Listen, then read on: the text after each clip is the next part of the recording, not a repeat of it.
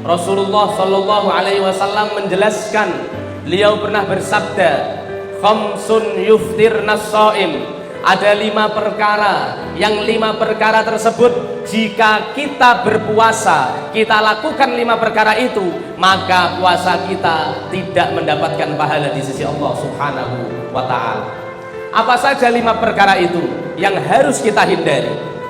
Nabi melanjutkan sabdanya, yang pertama adalah al-kidhb, berbohong. Orang puasa berbohong, pahalanya hilang. Apa itu berbohong, jamaah?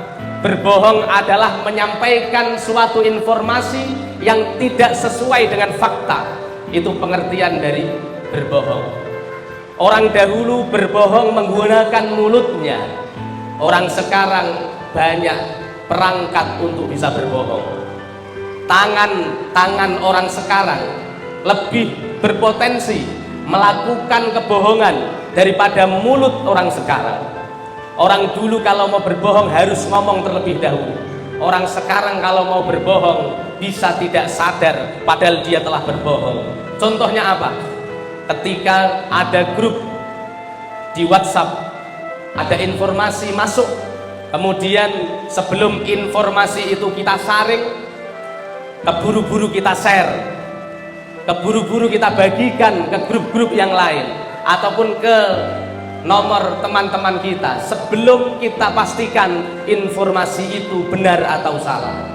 Ketika kita sedang berpuasa, kemudian kita menyebarkan kabar hoax, informasi dari grup-grup WhatsApp itu yang belum jelas kebenarannya kok kita sebarkan, berarti kita sedang melakukan kebohongan yang ketika kita melakukan itu, dikala kita berpuasa, pahala kita akan hilang begitu saja. Maka jamaah, hati-hatilah ketika kita sedang melaksanakan ibadah puasa. Jaga mulut kita, jaga tangan kita, jaga perilaku kita. Jangan sampai kita berpuasa hanya mendapatkan lapar dan dahaga. Jamaah sholat tarawih rahimakumullah. Perkara yang kedua yang bisa membatalkan pahalanya puasa adalah wal ghibah, adalah gosip. Apa itu ghibah? Ghibah dari kata ghoba, artinya gaib, tidak terlihat. Maknanya adalah kita ataupun ada seseorang yang menceritakan keburukan orang lain tidak di hadapan orang yang diceritakan, dan itu sesuai dengan kenyataan. Kadang orang sekarang banyak yang salah paham, tidak bisa membedakan apa itu ghibah, apa itu fitnah. Ghibah dan fitnah berbeda. Bedanya apa?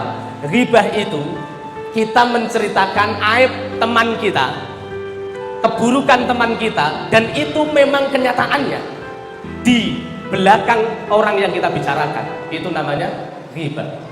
Kalau fitnah, kita membicarakan aib orang lain tapi tidak sesuai dengan kenyataan. Ini namanya fitnah. Nah, ghibah bisa membatalkan pahalanya puasa. Fitnah asyaddu minal qatl, lebih keji daripada pembunuhan. Dosa ghibah dan dosa fitnah lebih berat dosanya fitnah. Kebanyakan kita ini fitnah, Pak.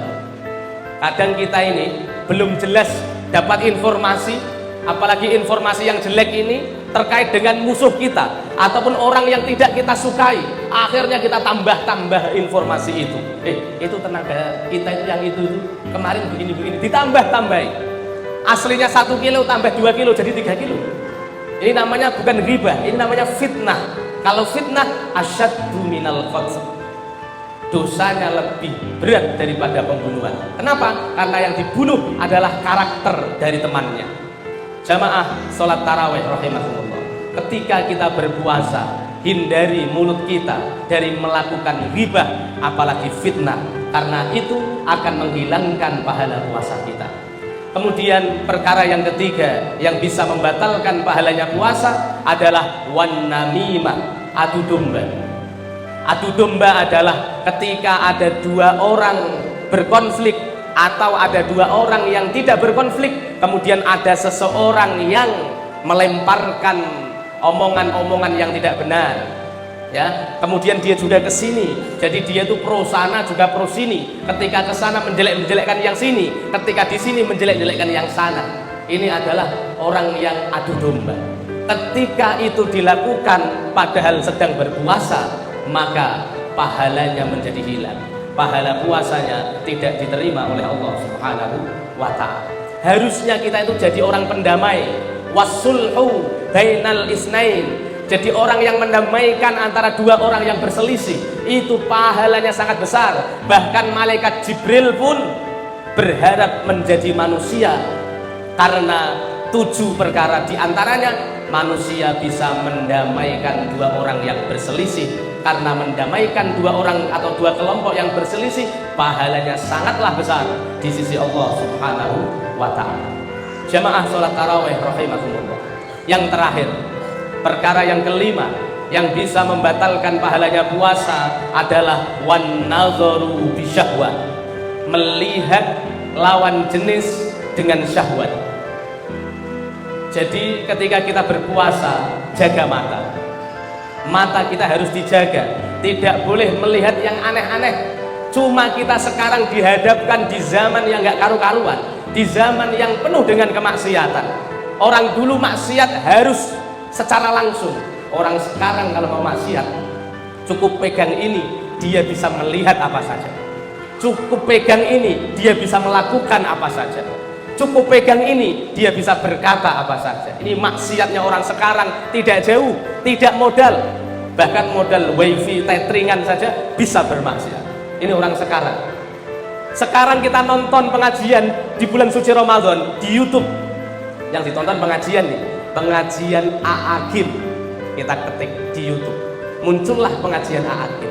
Di tengah-tengah jalan ketika pengajian, iklan lewat. Iklannya tahu Pak Bu? Iklannya ini wanita buka aurat joget-joget. Lah, posisi kita awalnya nonton pengajian, iklannya lo buka aurat. Kemudian kita sedang berpuasa, kok kita lanjutkan itu wan nazaru bisyahwa, kita melihat, kita menikmati, bahkan kita zoom seumpama, maka hal itu akan membatalkan pahala puasa.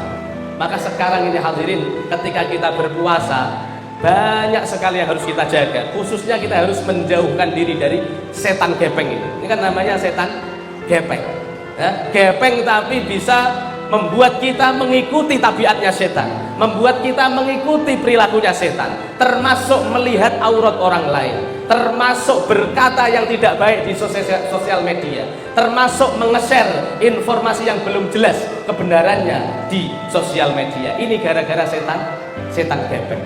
Apalagi anak-anak kita Pak, anak-anak kita sekarang di sekolah wajib bawa HP. Ya, yang anak-anak kita itu lebih pintar main HP daripada orang tuanya sendiri. Betul atau betul? Jenengan Bapak Ibu tidak tahu apa yang dilakukan anak-anak kita di belakang kita ataupun di dalam kamarnya. Maka saya mohon Bapak Ibu sekalian yang punya anak yang sudah dikasih HP, tolong sebelum anaknya masuk kamar, HP-nya ditahan dulu. Maksudnya izinkan mereka main HP hanya di depan kita saja. Di belakang kita ya harus kita batasi. Kenapa? Karena kita tidak tahu apa yang dilakukan anak kita.